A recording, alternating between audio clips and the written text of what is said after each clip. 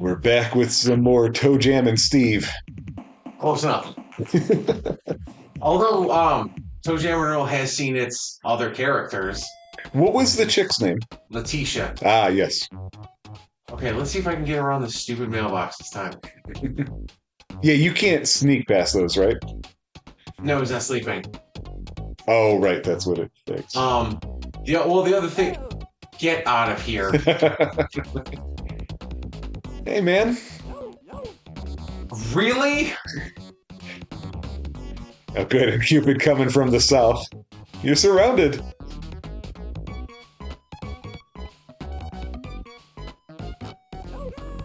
Well, you hit him, but he didn't do anything. Yeah, I needed to hit him more than once. So the other thing too is if you're playing single player and you're playing as Earl, oh jeez, and you're playing as Earl, it's a little harder. He's slow. Yeah, Earl is way slower than Toe Jam.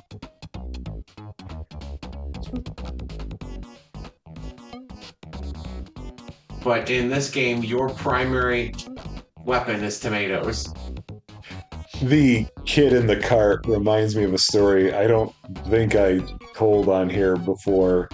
When did I pick that shit up? Years ago, me, Rob, friend of the show, Sean, and I don't know if anybody else was with us at the time. We went to a Toys R Us. You were buying a game. I don't remember which game you bought. I don't think this was when we got Beautiful Joe, but we're in line, and in front of us is this woman with her very young child, a baby for sure, sitting in the seat facing her. Like toddler. Yeah. It's a little older, like toddler. And all of a sudden, like from The Exorcist, the kid just starts puking. Like, his head probably was spinning. I don't remember that part for sure. But he just spews right up. And I'll never forget how, yeah, it was a surprise, but I got angry. I got angry because the woman looked at us kids, like we were teens, I think, when this happened. Mm-hmm. And it's like, what do I do? And I'm thinking, we're not the parents. I think I said something like, I don't know, clean up after it. Well, what was really funny was when that kid was going to throw up. Okay. Because after that whole exchange happened, you told me, I took a look at that kid's face. Yeah. And that kid's face went, I'm going to throw up. Yes. It's very specific, like kind of buggy-eyed, looks hot, but it's not hot in the store. Right. Yeah. Like something was going on, and then that kid just threw up. Yeah, like it was very projectile. Because I remember you had to step away from the bottom line. Oh, the boogeyman! Oh, yes. Boogie. So scary. So scary. Oh, man. It's just, yeah. Was that? No, it wasn't Toys R Us. We got kicked out of a Target. Why did we get kicked out of a Target? Because we were almost 20-somethings and we were playing with the toy axes and swords. Oh, yeah. In our defense, we didn't break any of the toys. No, we just thought they were neat. Right. That reminds me of the most nonplussed reaction we've ever received from anybody. You bought those Hulk hands? Yep. I know the story you're telling. Right? So the movie with what was that dude? Bana. Who was it? Eric Bana. Was it that one? It was Ang Lee's Hulk. Yeah, okay. So that just came out, and there's a video game tie-in, and then they had toys. Rob buys a pair of Hulk hands, which you hit them together by the knuckles, and a sound effect plays. We're already at the mall, and so Rob's like, watch this, and we walk into a GameStop, and Rob's like, yeah, can you show me where the Hulk games are? And he smashes his fist together, And I swear to God, the employee just let out a sigh and then actually showed us where the Hulk games were. We didn't want it. Yep. We wanted a reaction. Yep. Yep. Because it was that what was it? Hulk Destruction something? Yeah. Ultimate Destruction. And the Hulk hands, when you hit them on stuff, they just went like Yep. Hulk smash, and I hit them together twice in a row, like a tap tap, as more of like an accent to, hey, I'm mentioning the Hulk, check these out. Right. And we left the store, and you turned to me and go, I thought that was great. I thought you were going to talk about the time that we got politely asked to leave the buffet. I don't remember this. When did we get asked? Oh wait, at the casino? Yeah. Yeah, okay. Because we were just brought the receipt, and it was like I was being cut off because I think it was like my second bucket of crab legs. Yes, there were a lot of crab legs. Oh, I thought that was connected. It was. It just moved. Oh. Kojammer. Yeah, when we got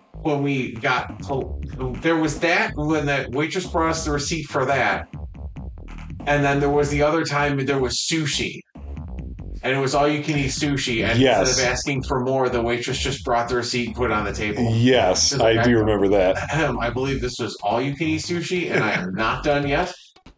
It was just basically their way of going, okay, you leave now. Thank you. Yeah. Well, the casino one was so interesting to me because A, I didn't know you were that into crab legs.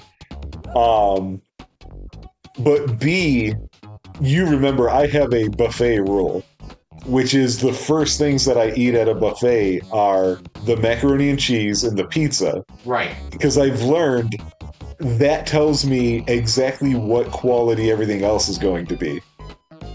And I remember having their pepperoni pizza slice and mac and cheese and thinking they were both really good. And sure enough, everything at that buffet was just great. That was the Jack Binion's Horseshoe Casino and Buffet. That was Hammond, Indiana, right? Yes, it was. The only problem with that casino to me is common with a lot of casinos, but by that point, I had lost all my built-up defenses against smoking. And so that was kind of irritating, you know. Yeah, that was before they banned smoking in casinos. Do you remember is that banned in casinos too now? Yeah. Okay. Do you remember we almost thought about going back the next day because Norm Macdonald was going to be there? Yes. We've only had one kind of run-in with a celebrity before. Do you remember it? No, I don't. Oh, I forgot about that. Oh, neat. I didn't know you could do that. I forgot about that. If you spring shoes the cupids, you knock them out of the air and they pop. Nice. It was at this restaurant used to hold these events that were usually about beer and food and what have you. And we were at one, and George Wendt of Cheers fame was there. And we kept wondering if we should go over and say anything to him, especially because Rob can do a really good impression of, what is that character's name? It's John Ratzenberger. Yeah. And we didn't do that, but while we were standing around and enjoying some stuff, I happened to look over to the porta potties and I see George Wendt go into one. And my brain I do that puppy dog thing where you cock your head to the side and go, "Arr." And I noticed that I saw him go into it, but I could clearly see green on the door. And I'm like, oh, he didn't lock the stall door. That seems unwise. And sure enough, I watch as a woman walks right up to that one and opens it up and gets a full face of Wendt. Oh man, I missed that fest. Give up full faces for Wendt. Right. No. I didn't even see him that time. No. Get out here, you're faster than I am. Everything's faster than you. Yeah, I remember that. That was, I think that was the one where I didn't go there with you guys. I showed up like half an hour later, and I didn't see you, but there is Mike who clearly downed a lot in a short period of time. Oh yeah, that was the Jux Fest, right? Jux Fest. Yeah, which they don't do anymore. I don't think. No, they did once. That was only one. I thought there were Yeah, two. they've only done it once. Oh man, and that jerk Sean was the only one who got any Daddy Mac. Right? And for those who want to know, Daddy Mac was a pulled pork sandwich and mac and cheese all together. Oh man. Chuck was unbelievable. What was the name of that cheeseburger Euro burger mix? Oh, that was just a Euro burger. Oh, that was. I thought that had a funny name. No, Okay. no. That was just a Euro burger. I had something with pulled lamb on it Okay. weeks ago. And also the incredibly banana milkshake. Like there was an intense amount of bananas in this milkshake. Oh, really? Uh-huh. It was banana milkshake made with banana ice cream. Oh, that was bad food. Yep. It was banana milkshake made with banana ice cream. It had a slice of chocolate chip banana bread in it. It had a waffle bowl with oh, come on, you're faster than I am. It had a drop this one. It had a waffle bowl with candied dehydrated bananas. Get out of here. Stop boogie boogie. Oh, you need food. Oh, good. That was good food. It was just, it was an insane amount of banana, but it was absolutely delicious. I love bananas, and I'm kind of known around the office for being a bit of a banana lover. But you know what I'm not a huge fan of? What's that? Fried bananas. I've never had one and said, yeah, I prefer that to a normal banana. No, because fried bananas go on things. You don't just eat fried bananas. Well, I did. I didn't know. Are you talking about like banana chips? No, I do like banana chips. Or just like the pan fried banana? I don't know how they make it. I never even thought about it really. I'm thinking of like at a restaurant, it was just a banana that had been fried and served on a plate. That boy, you need a scope on those tomatoes. Ah, Youch. yeah, literally. That's what he said.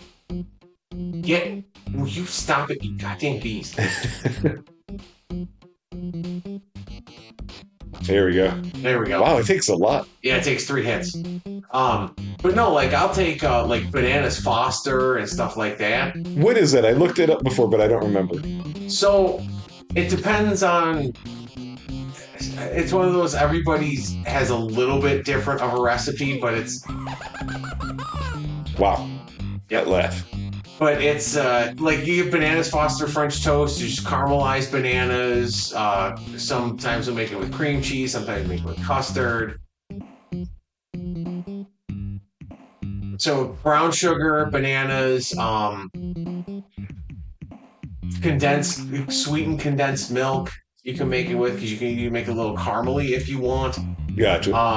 The one thing I really like doing, but it's one of those like you feel like a fat ass after having half of one, is I like making a grilled peanut butter and jelly sandwich, Okay. just like you would make a grilled cheese. Right.